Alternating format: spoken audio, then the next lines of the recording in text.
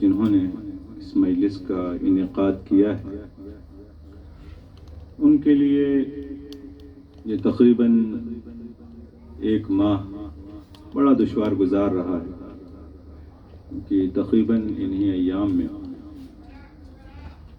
والد اور والدہ دونوں اس دنیا کو خیر بات کہہ گئے اور انہیں تنہا چھوڑ گئے، اور ایک بیٹے کے لیے یہ بڑا مشکل مرحلہ ہوتا ہے کہ وہ پردیس میں ہو اور اپنے والدین کے جنازے کو کاندھا بھی نہ دے سکے۔ بڑا سخت مرحلہ ہے، بڑا مصیبت اور غم و اندوہ اور جاں یہ موقع ہے۔ بہرحال اس بار عظیم اور غم کبیر کے لیے ہمارے پاس یہ مجلس اعزائی ہیں جو ہمیں آسرا بھی دیتے ہیں اور ہمارے زخموں کا مرہم بھی بنتے ہیں۔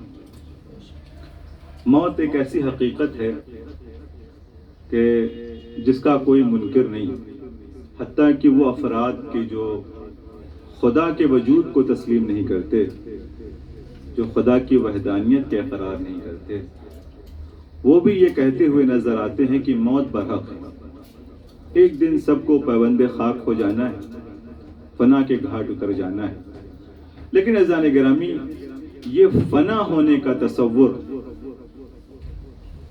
یہ ختم ہو جانے کا، مٹ جانے کا تصور، یہ غیروں کے ہاں پایا جاتا ہے، لیکن اسلام نے جو نظریہ دیا وہ نظریہ تمام ادیان و مذاہب اور تمام افکار سے ہٹ کے ہے کہ نہیں، ہماری اصل زندگی تو اس دنیا سے جانے کے بعد شروع ہوتی ہے۔ یہ دنیا دار عمل ہے، ہم جیسا اس دنیا میں انجام دیں گے، اس کے بعد جو دائمی زندگی ہے یہ دار عمل اس دنیا میں ہمارے لیے معاون اور مددگار ہوگی۔ موت سے راہ فرار نہیں ہے، سخت مرحلہ ہے، یہ بات تو طے شدہ ہے کہ یہ موت آسان مرحلہ نہیں ہے، اس لیے کہ انبیاء الہی کی پوری تاریخیں ہیں، اور جب آپ نظر دوڑائیں گے تو دیکھیں گے کہ انبیاء الہی وہ ہیں کہ جو معصوم ہیں، خاصان خدا ہیں، اللہ کے فرستادے ہیں، بھیجے ہوئے ہیں، کتابیں لے کر آئے ہیں، تمام علم و معرفت سے مزین ہیں، اللہ نے تمام چیزیں ان کے لیے واضح کر دی، کشف کر دی۔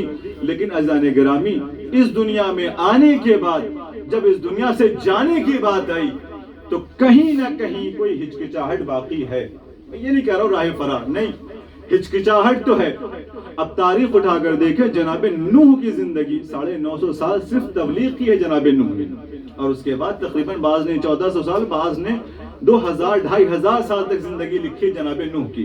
لیکن جب موت کا فرشتہ جناب نوح کے پاس آتا ہے تو کہیں نہ کہیں موت سے بچنے کی کوشش ہے، اور جب یہ یقین ہو گیا کہ اب موت سے راہ فرار نہیں ہے، اور جب ملک الموت نے سوال کیا کہ یا نبی اللہ کیا چاہتے ہیں، تو فوراً کہتے ہیں کیا اجازت ہے کہ میں دھوپ میں کھڑا ہوا ہوں، دھوپ سے چل کے سائے میں آ جاؤں۔ دیکھیں، اتنی طولانی زندگی گزارنے کے بعد بھی اتنی مہلت طلب کر رہے ہیں کہ میں دھوپ میں کھڑا ہوں، کیا اجازت ہے کہ چل کے سائے میں آ جاؤں؟ اور جب سائے میں چل کے آئے اور ملک الموت نے یہ سوال کیا کہ نبی اللہ یہ بتائیے، اتنی طولانی عمر اللہ نے آپ کو عطا کی، اتنی زندگی کو آپ کیسے تعبیر کریں گے؟ تو جناب نوح مسکرا کر کہتے ہیں ایسے ہی ہے جیسے میں دھوپ سے چل کے سائے میں آ گیا۔ عزیزان گرامی، یہ جناب نوح ہیں، نبی ہیں، اللہ کے معرفت والے ہیں، یقین والے ہیں، لیکن اس کے باوجود بھی اجازت طلب کر رہے ہیں کہ دھوپ سے چل کے سائے میں آ جائیں۔ آئیے جناب سلیمان کو دیکھیں، جناب سلیمان یقین کی بڑی عظیم منزل پر اللہ نے حکومت دی، اور حکومت کے ساتھ ساتھ اللہ نے ان کے سامنے ایسے معرفت کے دریا بہائے کہ یقین ہے کہ پروردگار عالم کی ذات وہ ذات ہے کہ جس سے ملحق ہو جانا، جس کے پاس پہنچ جانا، اس سے بڑا کوئی درجہ اور رتبہ نہیں ہو سکتا، معصوم ہے۔ لیکن اس کے باوجود جب ملک الموت آیا تو آپ کے سامنے تاریخ ہے، اجازت مانگ رہے ہیں کہ بیٹھ جاؤں، کھڑا ہوا ہوں بیٹھ جاؤں، لیکن وہ بھی اجازت نہیں ملی۔ عزیزان گرامی، اسی کے ساتھ آئیے جناب موسیٰ کی زندگی، میں بس اشارہ کرے گزر رہا ہوں، آپ کے سامنے پوری تاریخ ہے، ایک نتیجے تک آپ کو پہنچانا چاہتا ہوں کہ جناب موسیٰ کی زندگی ہے۔ اچھا، اہل سنت کے ہاں تو بڑی عجیب روایت ملتی ہے کہ جب ملک الموت آیا اور اس نے کہا کہ میں آپ کی روح قبض کرنے آیا ہوں، تو جناب موسیٰ کو غصہ آ گیا اور جناب موسیٰ نے ایک تماچا ملک الموت کے رخ پر رسید کیا، اور اس کا اثر یہ تھا کہ اس کی ایک آنکھ بھی باہر نکل آئی۔ یہ اہل سنت کیا روایت ہے؟ ہمارے یہاں بھی روایتیں ملتی ہیں کہ راہ فرار اختیار کیا، لیکن اس کے باوجود ایک موقع ایسا آیا کہ جہاں پر جناب موسیٰ چلے جا رہے ہیں، دیکھا کہ ایک شخص ہے جو قبر آمادہ کر رہا ہے۔ جناب موسیٰ نبی ہیں، دیکھا کہ اکیلے تنہا قبر آمادہ کر رہا ہے، اس کے ساتھ ہو لیے، اس کے عمل میں اس کے شریک ہو گئے، اور جب قبر تقریباً تیار ہو گئی تو اس کے بعد سوال کرتے ہیں کہ شخص یہ بتا کہ جس کے لیے تو قبر آمادہ کر رہا ہے، جس کے لیے تو قبر کھود رہا ہے، اس کا حیولہ کیسا ہے، اس کا قد، اس کی قامت کیسی ہے، تاکہ اسی اعتبار سے اس کی قبر آمادہ کیا جائے۔ اب وہ آنے والا کہتا ہے، وہ قبر کھودنے والا کہتا ہے، مجھے یقینی طور پر تو پتہ نہیں ہے کہ اس کا جثہ کتنا ہے، لیکن ممکن ہے کہ بالکل وہ آپ کے جیسا، اس کا قد و قامت آپ کی مانند ہے۔ کہا اچھا میری مانند ہے تو بس کہہ کہ وہ قبر میں لیٹے، ادھر قبر میں لیٹنا تھا، ادھر اللہ نے تمام حجابات کو ہٹا دیے، تمام منزلیں ان کے لیے کشف ہو گئیں، واہ ہو گئیں، اور جب انہوں نے جنت کے باغات اور اپنی منزلوں کو دیکھا تو فوراً دعا کی، پروردگار کتنا اچھا ہوتا کہ میری روح کو قبض کر لیتا اور میں اس جگہ پر پہنچ جاتا جہاں جسے میں دیکھ رہا ہوں۔ عزیزان گرامی، یہ جناب موسیٰ ہے، جناب نوح ہے، جناب ابراہیم ہے۔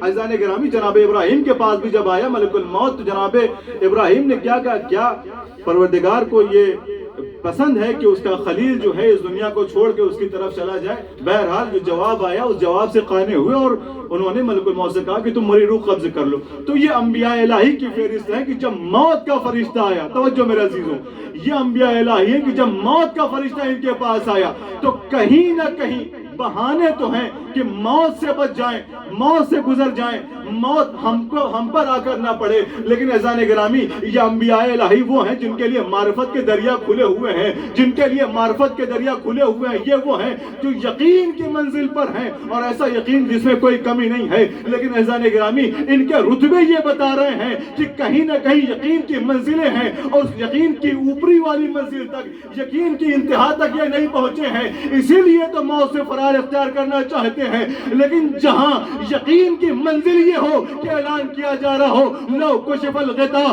لمزدت یقینا، کہ اگر تمام حجابات ہٹا دیے جائیں تو میں یقین میں ذرہ برابر اضافہ نہ ہوگا، وہاں جب موت سامنے آ رہی ہے تو یہ کہتے ہوئے نظر آ رہے ہیں کہ علی بن ابی طالب کو اس بات کا خوف نہیں ہے کہ میدان جنگ میں وہ موت پر جا پڑے یا موت پر آ پڑے۔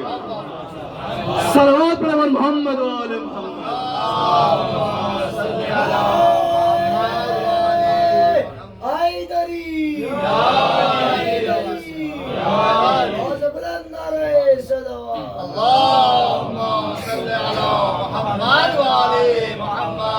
ابو طالب کے بیٹے کو اس بات کا خوف نہیں ہے کہ میدان جنگ میں وہ موت پر جا پڑے یا موت اس پر آ پڑے۔ عزیزان گرامی، جب یقین کی یہ منزل ہوتی ہے تو موت نہیں بلکہ موت کا اشتیاق ہوتا ہے۔ عزیزان گرامی، ہمارے لیے بھی یہی اشتیاق ائمہ نے رکھا کہ دیکھو ہماری محبت میں تم اس دنیا چھوڑ کر تو آؤ، ہم تمہیں ایسی نعمات سے نوازیں گے جس کا تم نے تصور بھی نہ کیا ہوگا، اور اس کے بعد کی جو مشکلیں بیان کی گئی ہیں ان مشکلوں میں تم پریشان نہ ہونا، اس لیے کہ ان مشکلات کی منزل میں ہم تو ہمارے معاون و مددگار ہوں گے، ہم تمہارے مشکل کشا ہوں گے، ہم تمہاری منزلوں کو آسان کریں گے۔ عزیزان گرامی، تو یہ موت کی منزل سخت ضرور ہے، لیکن اہل بیت کے چاہنے والوں کے لیے سخت نہیں ہے، بلکہ اہل بیت کے چاہنے والوں کے لیے تو یہ منزل اشتیاق ہے کہ کب موت آئے اور کب ہم اپنے مولا سے جا کر ملاقات کریں، کب اپنے مولا کا دیدار کریں۔ عزیزان گرامی، حقیقت ہے موت، لیکن اس موت کے ساتھ ساتھ قرآن مجید نے جہاں موت کے بارے میں کثرت سے بیان کیا اور اس کی منزلوں کو بیان کیا، جس کے میں نے تلاوت کیا کہ المال والبنون زینت الحیات الدنیا، اس دنیا کی زینت کے بارے میں بیان کیا کہ یہ مال اور اولاد اس دنیا کے لیے زینت، والباقیات الصالحات، اور ہمیشہ رہنے والی نیکیاں، عزیزان گرامی، دو چیزیں قرآن مجید نے تعبیر کی ہیں. جانے والے اس دنیا سے چلے گئے لیکن اپنا خلف چھوڑ کر گئے، اپنی اولادیں چھوڑ کر گئے، جسے قرآن باقیات الصالحات کہہ رہا ہے وہ چھوڑ کر گئے. لیکن عزیزان گرامی، یہ باقیات الصالحات بڑی اہم منزل ہے. قرآن جسے باقیات الصالحات تعبیر کر رہا ہے بچوں کے لیے، کیا وہ یقینی طور پہ باقیات الصالحات ہیں؟ ماں باپ کے جانے کے بعد کیا وہ باقیات الصالحات جیسا عمل کر سکتے ہیں کہ جو والدین کو فائدہ پہنچائے؟ عزیزان گرامی، اگر آپ دنیا میں دیکھیں گے تو دنیا میں نظر یہ آئے گا کہ ماں باپ اس دنیا سے چلے گئے اور بچے دکھانے کے لیے یا پھر اخلاصاً جیسے بھی ہو، ماں باپ کی قبر پر بڑھیا سنگ مرمر، بڑھیا ماربل ٹائل اور بڑھیا اچھے طریقے سے نام لکھوا کر کندہ کرا کر قبر پہ لگا رہے ہیں. خوشبو سے، عرق گلاب سے قبر کو دھویا بھی جا رہا ہے، بہترین خوشبودار اگربتیاں سلگائی بھی جا رہی ہیں. لیکن اذان گرامی، یقینی طور پہ یہ اپنے اخلاص، اپنی محبت کو ظاہر کرنے کا عظیم ذریعہ ہے کہ والدین اس دنیا سے گئے ہیں، ہم ان کے لیے جتنا کر سکتے ہیں ہم کر رہے ہیں. لیکن اذان گرامی، یہ خوشبو، یہ روشنی جو قبر کے باہر کی جا رہی ہے، یہ فائدہ بخش نہیں ہوگی والدین کے لیے، بلکہ فائدہ بخش یہ ہے کہ ایسے عمل کیے جائیں کہ قبر کے باہر ہی روشنی نہ رہے بلکہ قبر کے اندر بھی روشنی رہے. اور وہ روشنی کیسے رہے گی؟ وہ ان کے لیے تلاوت قرآن کے ذریعے سے روشنی ہوگی، وہ ان کے لیے صدقات کے ذریعے سے روشنی ہوگی، وہ ان کے لیے عمل خیر کے ذریعے سے جو باقیات الصالحات کبھی ختم نہ ہونے والی نیکی ہے اس کے ذریعے سے، کہ والدین کے لیے فاتحہ پڑھیں، بہت سی چیزیں. اسی لیے والدین کی جہاں ذمہ داریوں میں یہ ہے کہ کچھ چند ذمہ داریاں ہیں کہ بیٹوں کا اچھا نام رکھیں، اور بھی مزید اور ذمہ داریاں ہیں. ان میں یہ ہے کہ اچھے ادب اور قرآن کی تعلیم دیں.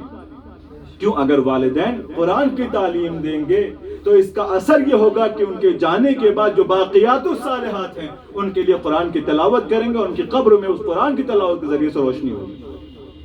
وہ ان کے لیے شافع ہوگی، وہ ان کے لیے بخشش کا ذریعہ ہوگی، وہ ان کے لیے نجات کا ذریعہ ہوگی، وہ ان کے لیے مشکل کشا ہوگی، وہ ان کے لیے آسائش کا ذریعہ بنے گی.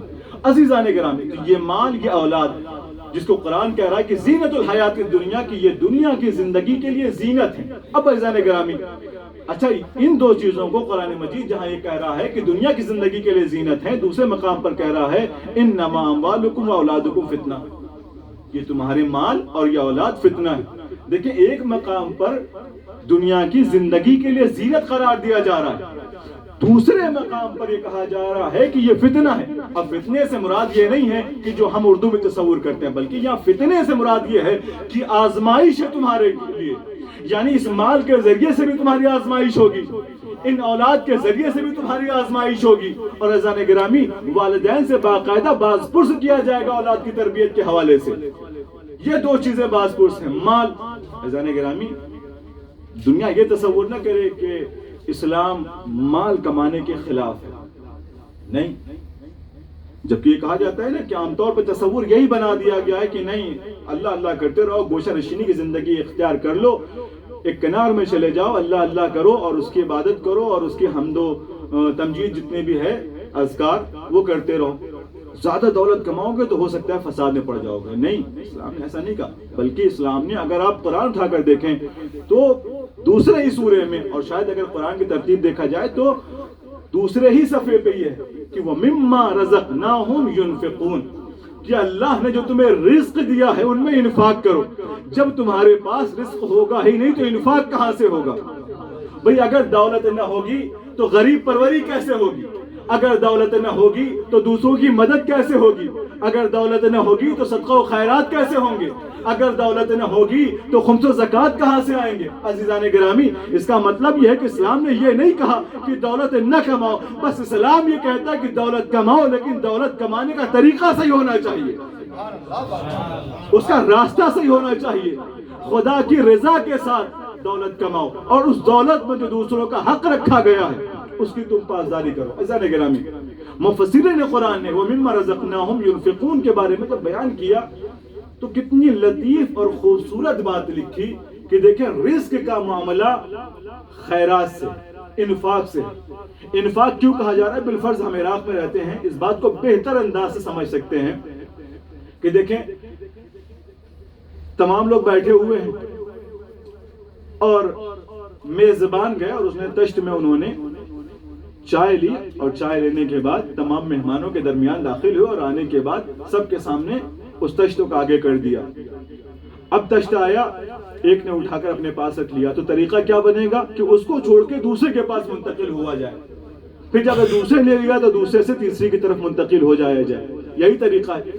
لیکن اگر وہ تشت لے کر آیا اور پہلے ہی شخص کے پاس اور اس کے سامنے تشت کو ایسے کیا اور اس نے اس چائے کو اٹھانے کے بعد اپنے پاس نہیں رکھا بلکہ دوسرے کی طرف منتقل کر دیا, تب طریقہ یہ ہے کہ جب تک وہ چائے اٹھا کر اپنے پاس نہ رکھ لے, وہ تشت لیے اس کے سامنے کھڑا رہے, کہ جب تک وہ اپنا حق نہ لے لے, اپنا حصہ نہ لے لے, تب تک وہ اسی کے سامنے کھڑا رہے. عزیزان گرامی, علماء بیان فرماتے, مفسرین بیان فرماتے ہیں, رزق کا معاملہ بھی بالکل ایسا ہی ہے. جب رزق کے دروازے آپ کے لیے کھلے اور آپ کو جو رزق ملا اگر آپ نے اسے اٹھا کر اپنے پاس رکھ لیا تو اب وہ دروازے آپ کے لیے بند ہو جائیں گے, دوسرے کے لیے کھل جائیں گے. لیکن ادھر رزق کا دروازہ آپ کے لیے کھلا اور آپ نے اس رزق کو اپنے پاس نہ رکھ کے اس کو انفاق کر دیا, دوسرے کے پاس منتقل کر دیا, تو رزق کا دروازہ آپ کے لیے تب تک کھلا رہے گا جب تک آپ اسے لے کے اپنے پاس نہ رکھ لیں گے. یہی فلسفہ خدا بندی ہے. جب تک تم انفاق کرتے رہو گے, جب تک تم خرچ کرتے رہو گے, رزق کے دروازے تمہارے لیے کھلے رہیں گے. لیکن جس دن تم نے اس کو اپنے پاس محفوظ کر لیا, اس دن تمہارے لیے یہ رزق کے دروازے بند ہو جائیں گے. اور عزیزان گرامی, اس فطرت کو قرآن مجید نے بڑے خوبصورت انداز میں بیان کیا. قرآن مجید کہہ رہا ہے کہ وَيْلٌ لِكُلِّ هُمَزَةٍ لُمَزَةٍ الَّذِي جَمَعَ مَالًا وَعَدَّدَهُ. دیکھیں فطرت انسانی کو خداوند عالم کتنی بہتر طریقے سے جانتا ہے کہ الَّذِي جَمَعَ مَالًا وَعَدَّدَهُ, جو مال جمع کرتے ہیں ان کی فطرت یہ ہوتی ہے کہ کچھ وقفے کے بعد اپنی تجوریاں کھول کے فوراً نوٹوں کو گننا شروع کر دیتے ہیں. کتنا بنا, کتنا بڑھا. قرآن مجید اس فطرت کو بیان کر رہا ہے کہ الَّذِي جَمَعَ مَالًا وَعَدَّدَهُ, کہ وائل ہے ان کے لیے کہ جو مال کو جمع کرتے ہیں, اور صرف جمع ہی نہیں کرتے, وہ عددہ, اور اس کو گنتے بھی رہتے ہیں. صلوات پڑھیں محمد وآل محمد.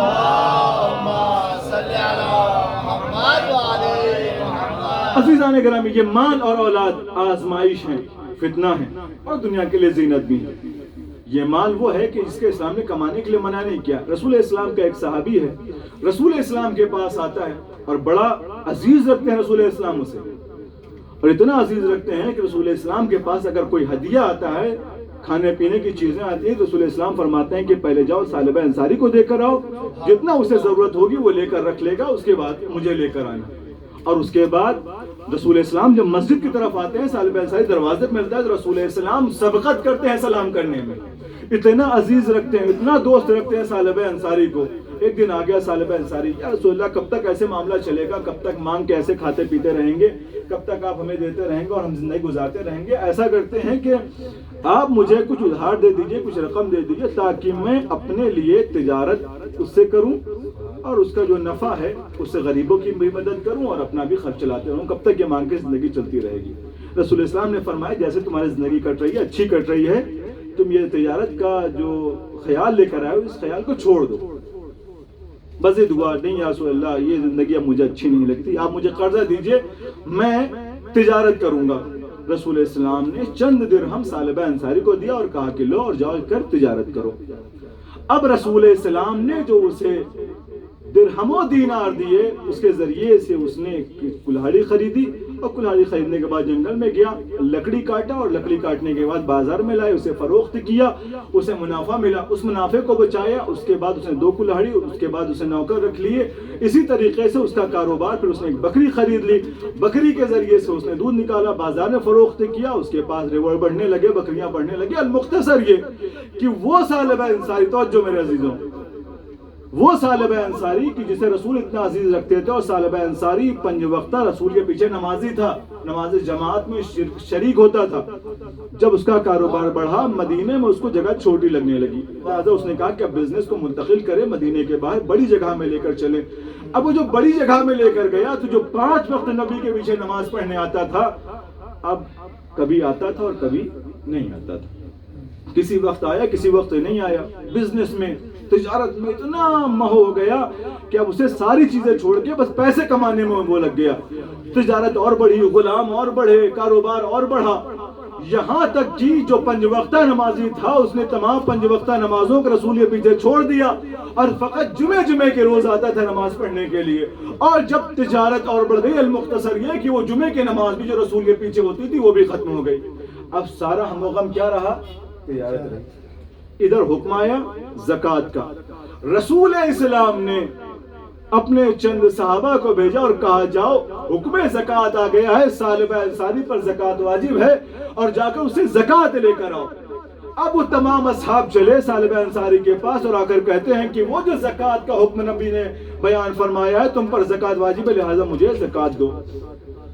ثعلبہ جب اس نے حساب کیا تو اسے لگا کہ میرا اتنا مال جا رہا ہے جس کو میں نے خون پسینے سے کمایا، مال ختم ہو رہا ہے، لہٰذا اس نے کہا کہ یہ مال، یہ دولت میری محنت کا ہے، میں نے بڑی مشقتوں سے اس مال کو کمایا ہے، لہٰذا اس میں کسی کا حق نہیں ہے، میں کیوں زکوٰۃ دوں، میں کیوں انفاق کروں، میں کیوں خرچ کروں۔ تمام اصحاب واپس آ گئے، ندامت کے ساتھ کہتے ہیں یا رسول اللہ، جسے ہم اپنا بھائی کہتے تھے، جسے آپ اتنا عزیز رکھتے تھے، اس نے یہ جواب دیا کہ میں کیوں زکوٰۃ دوں، میں کیوں اپنے مال میں سے کچھ مال نکال کر رسول کو دوں، یہ میری بڑی محنت کے پیسے ہیں، میں نے بڑی محنتوں سے اسے کسب کیا۔ عزیزان گرامی، جب تمام اصحاب نے یہ کہا کہ ثعلبہ یہ کہہ رہا ہے کہ میں نے بڑی محنت سے اس دولت کو کمایا، لہٰذا میں اس دولت کو کسی اور کو نہیں دے سکتا، اب رسول اسلام نے مولا کائنات کو بلایا، کہا یا علی جاؤ اور میرا حق اس ثعلبہ سے وصول کر کے لے کر آؤ، میں نے جو پیسے اسے دیے تھے اسے وصول کر کے لے کر آؤ۔ عزیزان گرامی، نبی کریم قرض لینے کے لیے دوبارہ اپنے صاحب کو بھیج سکتے تھے، لیکن نہیں، جہاں نبی کے حق کے وصول کرنے کی بات ہو وہاں نبی صرف علی کو بھیجتے ہیں، لہذا علی کو بھیجا۔ اب عزیزان گرامی علی گئے اور جانے کے بعد کہتے ہیں رسول اسلام نے فرمایا ہے کہ جو رسول نے تمہیں قرض دیا تھا وہ واپس کرو۔ ثعلبہ نے پہلے تو باتوں کو گھمایا، لیکن وصول کرنے والا کون؟ علی، لہٰذا جب راہ فرار نہ ملی تو ایک مرتبہ کہتا یا علی ٹھیک ہے لیجئے، نبی نے اتنے درہم مجھے دیے تھے، میں اتنے درہم آپ کو دے رہا ہوں۔ میرے مولا فرماتے دیکھ میں تجھ سے مانگنے نہیں آیا ہوں بلکہ نبی کا حق لینے کے لیے آیا ہوں۔ توجہ میرے عزیزو، میں تجھ سے مانگنے نہیں آیا ہوں، نبی کا حق لینے کے لیے آیا ہوں۔ کہا پھر علی کیسے ہو؟ کہا طریقہ یہ ہے کہ تو اپنے ہاتھ پر وہ درہم رکھ اور میں اپنے دستے بالا سے اس درہم و دینار کو اٹھاؤں گا، یعنی میرا ہاتھ بلند ہوگا، تیرا ہاتھ پست ہوگا۔ ثعلبہ نے اپنے ہاتھ پر درہم و دینار کو رکھا، علی نے اپنے ہاتھوں سے اس درہم و دینار کو اٹھایا۔ اب عزیزان گرامی، میرے مولا اس درہم و دینار کو نہیں اٹھا رہے تھے، اس درہم و دینار کو جو نبی نے قرضے کے طور پر دیے تھے وہ فقط اس درہم و دینار کو نہیں اٹھا رہے تھے بلکہ نبی کی برکتیں اس جو درہم و دینار میں شامل تھی، علی اس برکتوں کو بھی لے رہے تھے۔ جو برکتیں اس میں شامل تھی علی ان برکتوں کو بھی لے رہے تھے۔ بھائی جب برکتیں لے لی تو اس کا اثر یہ ہوا کہ جہاں بزنس اتنا بڑا تھا کہ جس نے ثعلبہ کو مغرور کر دیا تھا، اب دھیرے دھیرے ختم ہونے لگا۔ ایک بکری مری، 2 مری، کلہاڑیاں ٹوٹ گئیں، گم ہو گئیں، اسی طریقے سے ہوتے ہوتے جب اس کا بزنس تجارت سمٹ گیا، یہاں تک کہ اب کچھ بھی باقی نہ رہا، جہاں سے چلا تھا وہیں پر واپس آ گیا۔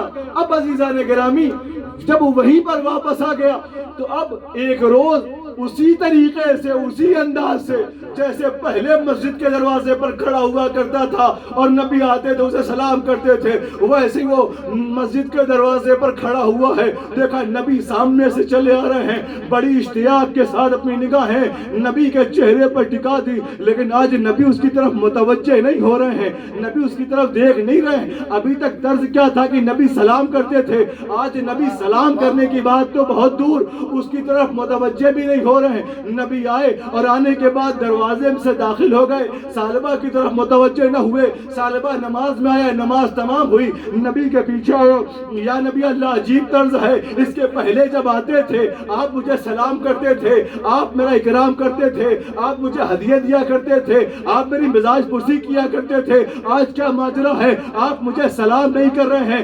سلام کرنے کی بات تو بہت دور، میری طرف آپ متوجہ بھی نہیں ہو رہے ہیں۔ نبی گویا ہوئے، نبی فرماتے ہیں اس کے پہلے جب میں تجھے سلام کرتا تھا تو تیرے ایمان میں مال کی آمیزش نہیں تھی، تیرے ایمان میں دولت کی آمیزش نہیں تھی، تیرے ایمان میں دولت کا غرور نہیں تھا، لیکن جب آج تو آیا ہے تو مجبور ہو کر آیا ہے، جب تیرا ایمان اس جیسا نہیں ہے تو میری توجہ بھی اس جیسی نہیں ہے۔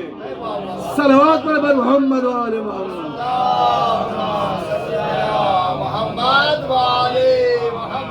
تو یہ مال کہ جس نے اس کے ایمان کو خراب کر دیا، لیکن عزیزان گرامی اگر ایمان سالم ہوتا اور سالمیت کے ساتھ وہ دولت کماتا، یقیناً نبی کے توجہ کا مرکز بھی ہوتا، نبی کے سلام کا مستحق بھی ہوتا، لیکن چونکہ اس کا طرز غلط تھا، طریقہ غلط تھا، لہذا اب نہ وہ ادب کا مستحق ہے اور نہ سلام کا مستحق ہے۔ تو یہ مال اس دنیا میں انسان کے لیے امتحان ہے جس کے ذریعے سے آزمائش کی جائے گی، آزمایا جائے گا۔ دوسری چیز کہ اولاد، عزیزان گرامی اولاد کتنی عزیز ہوتی ہے، یہ شاید جو والد بن گئے ہیں، باپ بن گئے، ان کے لیے اس بات کو سمجھنا زیادہ آسان۔ کس طریقے سے باپ اپنے بیٹے کو دیکھتا ہے، صرف دیکھنے کی بات میں کر رہا ہوں، کس فخر کے ساتھ باپ اپنے بیٹے کی طرف متوجہ ہوتا ہے۔ توجہ میرے عزیزوں، دنیا کا کوئی انسان کسی کو آگے بڑھتے ہوئے دیکھنا نہیں چاہتا، کسی کو اپنے سے بہتر بنتے ہوئے نہیں دیکھنا چاہتا۔ صرف ایک انسان ہے اس دنیا میں جو یہ چاہتا ہے کہ میرے بیٹے کو دنیا کی تمام نعمتیں مل جائیں، اسے باپ کہتے ہیں۔ عزیزان گرامی ہمارے درمیان عام طور پہ کیا ہوتا ہے کہ ماں کی جافشانیوں کو زیادہ ذکر کیا جاتا ہے۔ یقیناً ماں کی جافشانیاں عظیم ہیں، بلکہ احادیث میں آیا ہے کہ درد کے ساتھ جو ایک کروٹ ماں نے لی ہے تم اس کا حق بھی ادا نہیں کر سکتے، لیکن اس ماں کے احسان کو ذکر کرنے میں کہیں نہ کہیں باپ کا حق تلف ہو جاتا ہے۔ یقینی طور پہ اگر ماں بچے کے لیے پریشان ہوتی ہے تو باپ بھی اپنے بیٹے کے لیے پریشان ہوتا ہے، لیکن عزیزان گرامی عام طور پہ ہوتا یہ ہے کہ ماں کی جافشانیوں کو سب دیکھ لیتے ہیں، محنت و مشقت کے بیٹے کو پروان چڑھانے کے لیے باپ کی محنت و مشقت کو فراموش کر دیا جاتا ہے، اس کے ہاتھ میں پڑنے والے آگنوں کو نظر انداز کر دیا جاتا ہے۔ عزیزان گرامی باپ وہ ہے کہ امام فرماتے ہیں، چوتھے امام فرماتے ہیں کہ یہ تمہاری اصل ہے، تم اپنے میں جو بھی کمال دیکھو اپنے باپ کا شکریہ ادا کرو کہ یہ کمال تمہارے باپ کی وجہ سے تمہیں ملا ہے۔ کتنا عزیز ہوتا ہے بیٹے کی محبت، کسی کے لیے بھی قابل فراموش نہیں ہے۔ جناب یعقوب اللہ کے نبی، ایک سیب کہیں سے مل گیا جناب یعقوب کو، سرخ سیب، بڑا محبوب ہے دوست، سیب لیا تو خیال کیا کہ کیوں نہ ہو اسے یوسف کو دیا جائے، لہذا جناب یوسف کو تلاش کرتے ہیں، کہاں ہے میرا بیٹا یوسف؟ دیکھا کہ چند اور بچے ہیں جن کے جھرمٹ میں جناب یوسف ان کے ساتھ کھڑے ہوئے ہیں۔ جناب یعقوب کو حیا آئی کہ بچوں کے درمیان صرف اپنے بیٹے کو لے جا کے سیب دے دیں اور باقی لڑکے جو ہے وہ مایوس ہو جائیں، انہیں نہ ملے، لہذا ایک طریقہ دینا تو ہے اور فوری دینا ہے۔ محبت باپ کی بھلے ہی نبی ہیں لیکن وہ جو جذبہ پدری ہے اس سے تو آ رہی نہیں ہے، لہذا چاہتے ہیں کہ وہ سیب کیسے بھی ہو بیٹے کو دے دیا جائے، لیکن تقسیم بھی نہیں کرنا چاہتے اور یہ بھی نہیں چاہتے کہ تمام بچے ملول ہو جائیں، لہذا اپنے ایک سیاہ فام غلام کو بلایا، حبشی غلام کو، کہا کہ دیکھو یہ سیب لے لو اور ان بچوں میں جو سب سے خوبصورت بچہ ہو اسے لے جا کر دے دو۔ غلام نے لیا اور لے جا کر تھوڑی دیر کھڑا رہا بچوں کے درمیان اور ایک سیاہ بچے کو بلایا اور بلانے کے بعد اس سیب کو دے دیا، کہا یہ لو۔ جناب یعقوب دیکھ رہے ہیں، بلایا غلام کو، کیا تجھے ان میں خوبصورت بیٹا کوئی نظر نہیں آیا؟ کہا کہ جو سب سے خوبصورت ہے اسے میں نے دے دیا۔ کہا ان میں میرا یوسف تجھے نظر نہیں آیا؟ یوسف اتنا خوبصورت، اتنا حسین، توصیف بیان کی کہ ایسا خوبصورت، اور تم نے جو ہے یوسف کو نہیں دیا، تم نے یوسف کو اسے نہیں دیا۔ توجہ میرا عزیزو، تم نے اسے یوسف نہ دیا اور دوسرے بچے کو دے دیا۔ تو اب وہ حبشی غلام کہتا ہے کہ یا نبی اللہ، یقیناً آپ یہی سے لے کہہ رہے ہیں کہ یوسف آپ کا بیٹا ہے، بیٹے ہونے کی وجہ سے آپ یوسف کو سب سے حسین گردان رہے ہیں، لیکن ایک باپ کی نظر سے میں نے دیکھا تو مجھے اپنے بیٹے سے زیادہ کوئی دوسرا خوبصورت نظر نہیں آیا، لہذا جو میری نظر میں سب سے زیادہ خوبصورت تھا اسے میں نے دے دیا۔ تو یعنی ایک حبشی ہے، جانتا ہے کہ یوسف سب سے خوبصورت ہیں، لیکن باپ کی نظر میں اس کے بیٹے سے زیادہ کوئی خوبصورت نہیں، لہذا باپ ہر حال میں کیسے بھی با کمال بچے کیوں نہ ہو، اگر بز میں ہوگا لوگوں کی تو فوراً یہ کہے گا ارے میرا بیٹا تو ایسا، میرے بیٹے نے یہ کر دیا، میرے بیٹے نے یہ کر دیا۔ یعنی اگر مبالغے سے اوپر بھی کوئی چیز ہے تو وہ بھی اپنے بیٹے کے لیے وہ استعمال کرتا ہے۔ ہم خود اپنے وطن میں دیکھتے ہیں کہ جب کسی کے والدین ملتے ہیں، ارے ہمارا بیٹا تو وہاں پہ بس مجتہدین کے ساتھ ہر وقت رہتا ہے، وہ اگرچہ یہاں پہ جیسے بھی رہا ہو لیکن وہاں پر اسی انداز سے ذکر کیا جاتا ہے کہ بس ہمیشہ انہی کے پہلو میں اور انہی کی ہمراہی اسے نصیب ہے۔ صلوات پڑھے محمد۔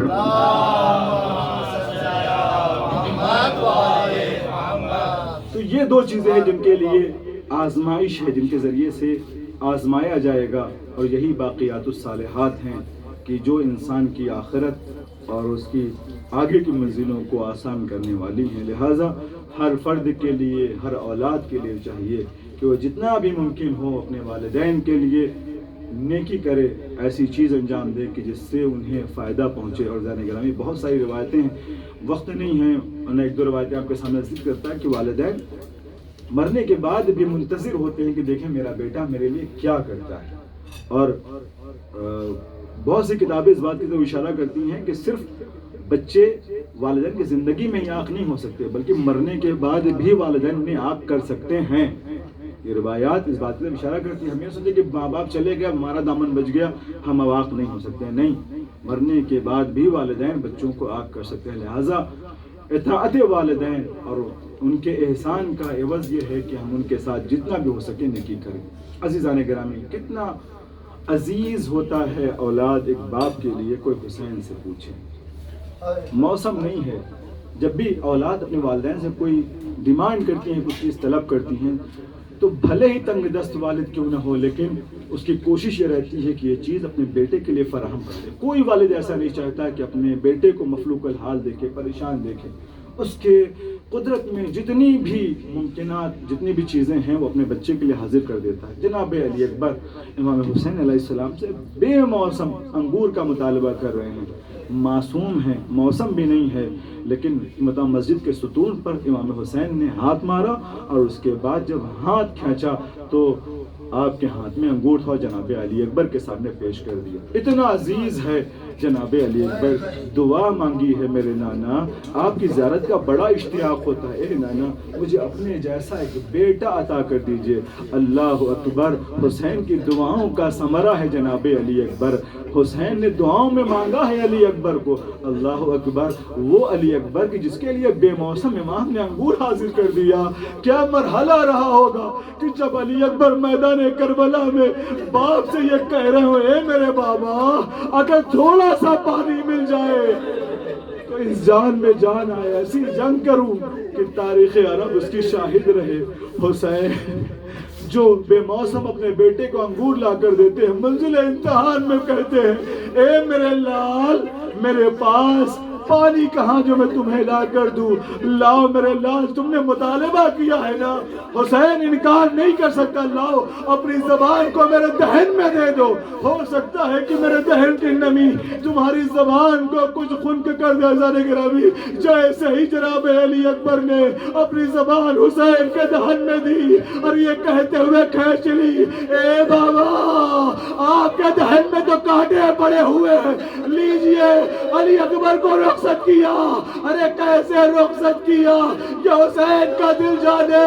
لیکن جیسے ہی میدان سے آواز آئی اے بابا میرا آخری سلام قبول کیجئے, حسین میدان کی طرف چلے. اب جو میدان کی طرف چلے کچھ نظر نہیں آتا. اللہ اکبر. حسین نے ایسا جملہ کہا کہ جو اب تک کسی کے جنازے پر نہ کہا. حسین فرماتے ہیں یا بنیا علیہ دنیا بعدک اللہ. اے میرے لال تیرے بعد میری دنیا بے نور ہے.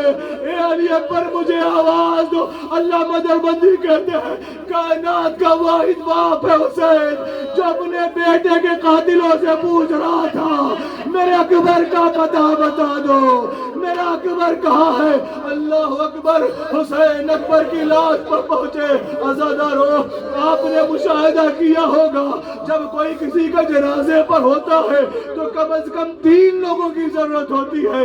عزادارو ایک سرحانے سے اٹھاتا ہے, ایک پائیتے سے اٹھاتا ہے, ایک درمیان سے آسرا دیتا ہے. اللہ اکبر. حسین کی تنہائی. کبھی سرحانے جاتے تھے, کبھی پائیتے آتے تھے, کبھی کمر کی جانب. ارے جب کوئی نظر نہ آیا رخسارے پہ رخسارے کو رکھا, سینے سے سینہ ملایا, یا علی کہہ کے اکبر کے لاشے کو اٹھایا, خیام کی طرف آئے. اے بنی ہاشم کے بچوں جوان کا جنازہ ضعیف باپ سے نہیں اٹھتا. آؤ ایک ضعیف باپ کو آسرا دو. اللہ قوم الظالمین